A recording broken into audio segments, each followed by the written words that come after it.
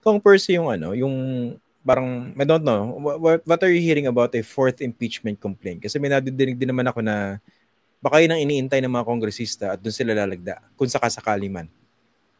Meron din tayo narinig na ganyan na kaya daw hindi pa formally tinatransmit sa Office of the Speaker yung first impeachment complaint ay may inaabangan pang isa.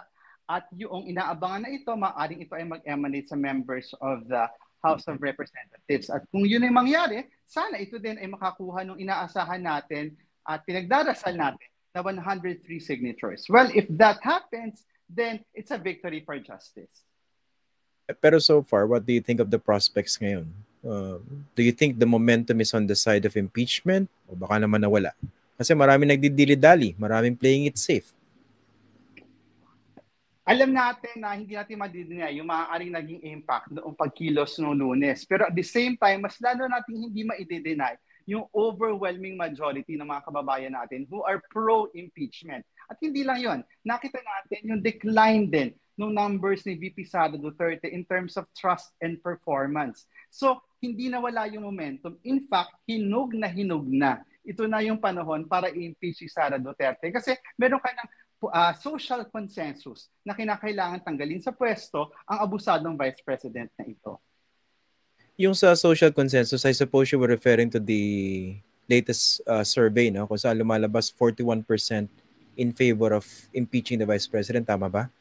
Yes, that and also yung nakita nating decline doon sa trust and performance rating ni Vice President Sara Duterte. Okay. Kasi dun sa mismong survey regarding favorability ng impeachment ni Sara Duterte, if I'm not mistaken, 35% din ng mga respondents sinasabi hindi sila agree. So medyo dikit, hindi ba? Medyo dikit at lalo itong mag-widen kapag nagsimula na ang trial. So ngayon pa lang na nandun pa lang tayo sa phase kung saan nag-file pa lang tayo ng impeachment, ay meron ng ganitong klaseng suporta, mas lalo itong lalaki pag nagsimula na yung trial at nagsimula na tayo mag-present ng evidence. I'm sure unimaginable itong ganitong klaseng numbers a year ago, but it has happened. Posible siya. Nag-crack na yung wall ng mga Duterte, bumababa na yung perception sa kanila ng mga tao at ngayon, nakakatuwa, nakita natin, naniniwala ang sambayan ng Pilipino na dapat tanggalin na siya sa pwesto. Kaso, do you think this particular belief would hold? Kasi pwedeng volatile yan di ba? Baka magkalimutan, lalo mag-i-eleksyon. Makakalimutan yung mga lumabas sa Committee on Good Government.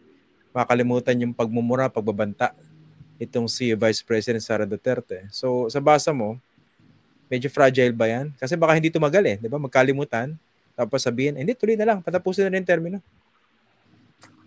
Kaya nga napakahalaga nung timing Kaya minsan may mga nagsasabi na ilang grupo na let's wait it out after the election.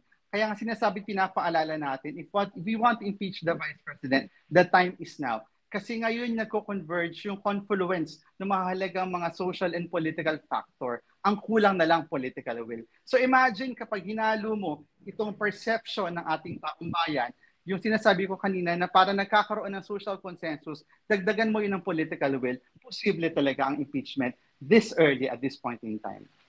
About the senators, kasi maraming, alam mo naman mga senador natin, nag-iingat din yung mga yan. Loyal yan sa kanilang mga interest.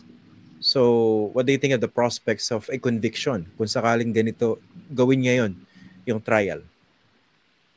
More than a legal process, madalas sinasabi na impeachment is a political process. And as such, malaki talaga yung papel ng public opinion. Kaya mahalaga ito na nakita nating shift in public opinion towards pro-impeachment para i-persuade yung mga nag-aalangan pa ng mga members ng Senado to convict the Vice President para sa kanyang mga ginawang pang-aabuso sa kapangyarihan. And malinaw na kasi yung writings on the wall at this point in time. Again, hindi pa nagsisimula ang trial, halos kalahati na ng ating mga kababayan na nagsasabi na dapat talagang tanggalin na sa pwesto yan. So, tingin ko makikinig ang mga senador sa pulso ng taong bayan, sa boses ng taong bayan on this issue. Kung ayaw nilang maiwan doon sa dustbin of history. Ganda yung mga sinasabi mo, Kong Percy, no? Isa rin tanong ko, no? Speaking of a national consensus, sabi mo, medyo nagkakaroon ng national consensus based on those two surveys that you talked about, no? bumababa na rin yung popularity ng Vice President. At the same time, nasa 41% yung mga pabor na ma-impeach siya. I don't know whether you share this opinion, no? Pero parang mismo sa hanay ng legitimate opposition, parang hindi lahat nag-iingay o naninindigan. Meron din mga nananahimik. Would you agree?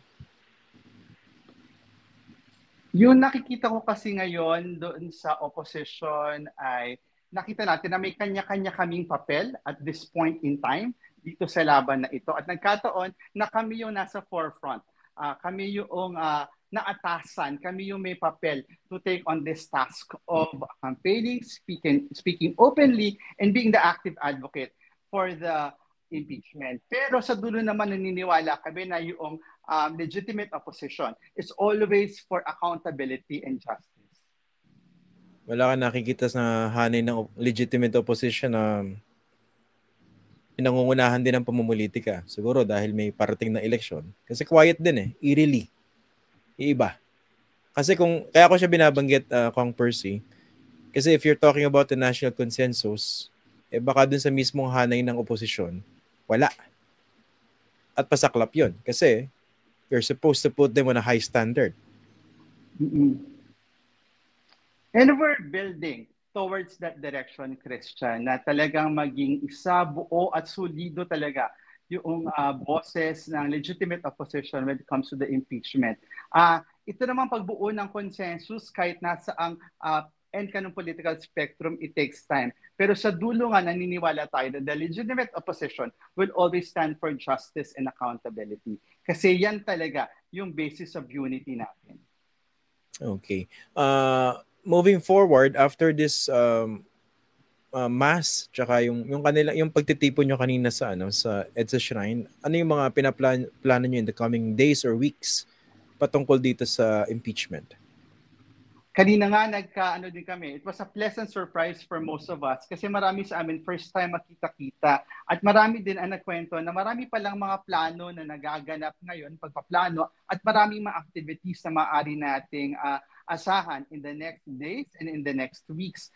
Ang nakakatuwa, iba't ibang grupo may kanya-kanyang mga efforts to express yung ating desire at yung ating panawagan na dapat talaga kumilos na, ma-impeach na ang Vice President. Mangyayari yan ngayong weekend, merong next weekend. Tapos yung isa sa tinitingnan na culminating date will be January 31. Ito yung pinaplano na malaki na pagtitipon ng iba't ibang mga pro-impeachment, pro-justice and accountability movement sa ating bansa. So nagkakaroon ngayon ng gumugulong na parang groundswell of actions for the impeachment, for justice and accountability, not just here in Metro Manila, but across the country.